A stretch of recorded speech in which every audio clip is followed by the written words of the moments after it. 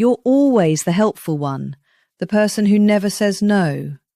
Is it just being nice, or something more? Here's a statement that might reframe everything.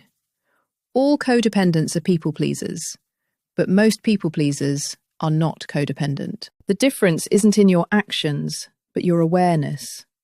One knows their needs, but hides them. The other has lost sight of them entirely. This isn't about word choice. It's the gap between a behavioral habit and the very foundation of who you believe you are. Now we will dissect the motives, origins, and real-world consequences of both patterns, so you can finally gain clarity. First, let's clarify people-pleasing. At its centre, it's a set of actions, an outward strategy you use. The core drivers are often external. A powerful desire to avoid conflict, to gain approval, or to maintain social harmony. Now contrast that with codependency. This is not a strategy. It's a state of being where your self-worth is tied to being needed. The internal belief is, I am only acceptable if you need me. This isn't about preventing a fight. It's about validating your existence. This leads to a primary distinction. Your relationship with your own needs. A people pleaser often knows exactly what they want, but suppresses it. But for a codependent person, that internal compass is often broken. They may genuinely not know what they feel, independent of the other person. Why? The answer is often found in childhood. Codependency is frequently rooted in developmental trauma, like inconsistent care or emotional neglect. To survive, the child learned that safety meant managing others' emotions. Their own needs became secondary, even dangerous. This becomes their identity. People-pleasing can start from similar childhoods where conflict was unsafe, but it forms more as a learned behavioral tool, not a core identity. This origin explains the deep emotional entanglement specific to codependency. Your emotional well-being is held hostage by someone else's. This is a fusion, not just empathy. Your nervous system is regulated by theirs, and fixing them provides a sense of purpose and safety. A people pleaser might feel anxious if someone is upset, but their entire sense of inner peace doesn't hinge on fixing the other person's state. Let's make this real. A friend asks for a favor when you're exhausted. The people pleaser thinks, I'm tired, but I don't want them mad. I'll do it. The codependent thinks, they sound distressed. Their problem is my problem now. Their own exhaustion barely registers against the other's need. In the people pleaser's case, the friend may not truly need the help.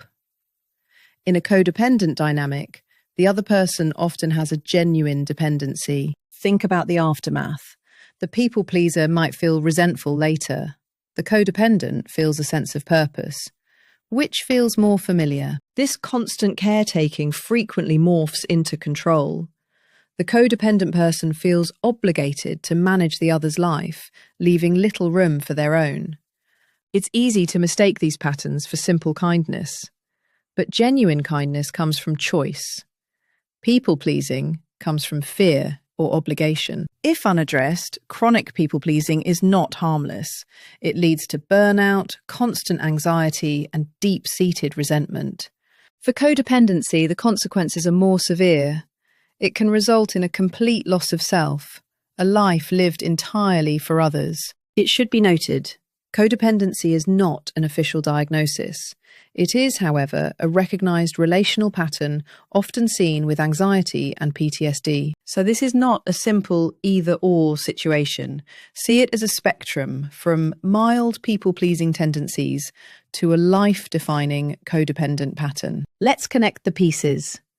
Recall how codependency often starts when a child's own needs feel unsafe. That is the direct cause of the identity loss.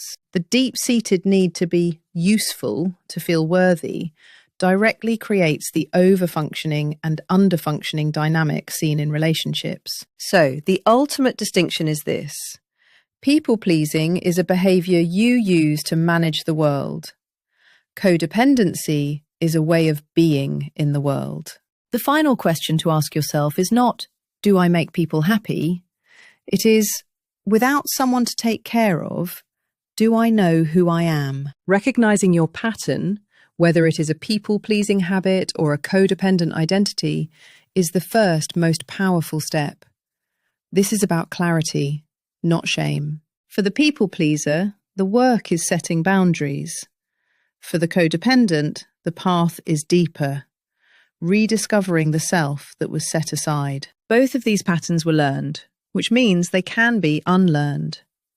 Healing means moving from fear-based helping to choice-based connection. If this was clarifying, consider discussing these ideas with a therapist. Understanding is the start, but directed action creates lasting change.